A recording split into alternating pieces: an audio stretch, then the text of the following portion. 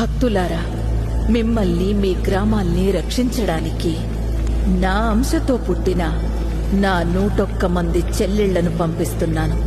గ్రామ దేవతలుగా పిలవబడే నా చెల్లెళ్లను నన్ను చీరా సారెలతో పసుపు కుంకుమలతో జాతర చెయ్యండి. మిమ్మల్ని కంటికి రెప్పలా కాపాడుకుంటాము. అట్టాగేనమ్మా. అమ్మా, అమ్మోరు తల్లి, శాతమమ్మా, శాతం తల్లి. జాతరకి ఏర్పాట్లు చేయండిరా.